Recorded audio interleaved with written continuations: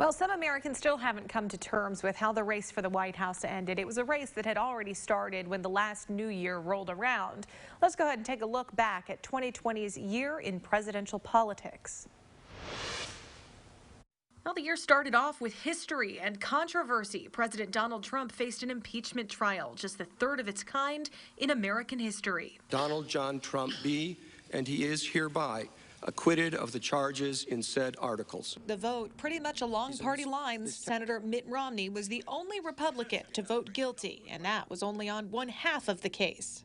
A House investigation claimed President Trump had worked through his campaign team to bring foreign interference in the 2016 election. 1,000 Californians each. Remember Andrew Yang? How about Michael Bennet, Deval Patrick? Last winter, they were all hoping to be the Democratic Party's pick. So was Mike Bloomberg, the billionaire former mayor of New York City, even came to Knoxville at one point. Democrats had a huge field of candidates, so many they didn't all fit on the debate stage, or should we say stages. The debates had been going on since the middle of 2019. There were 11 of them. A 12th was canceled because of COVID-19. Pete Buttigieg made history, the first openly gay candidate with a realistic shot at a major party nomination.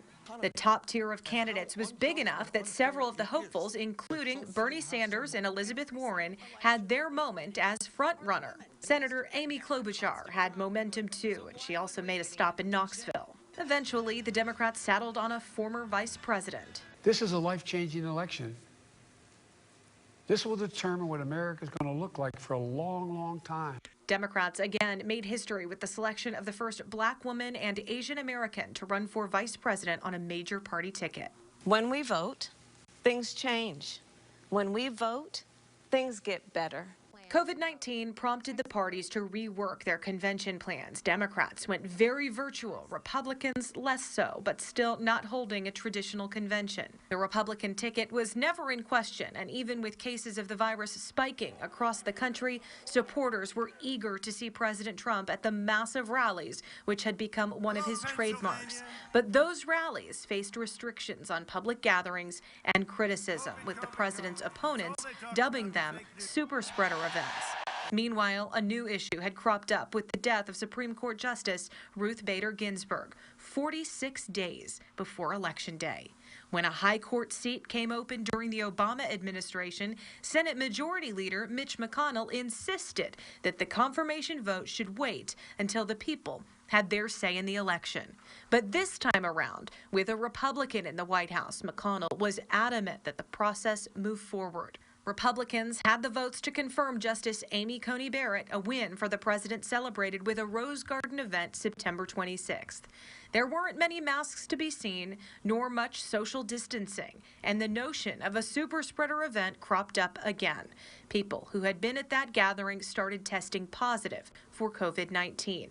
Then, President Trump tested positive.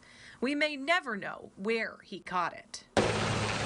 But by October 2nd, President Trump was on Marine One being flown to Walter Reed Medical Center, where doctors gave him a cocktail of experimental COVID-19 treatments.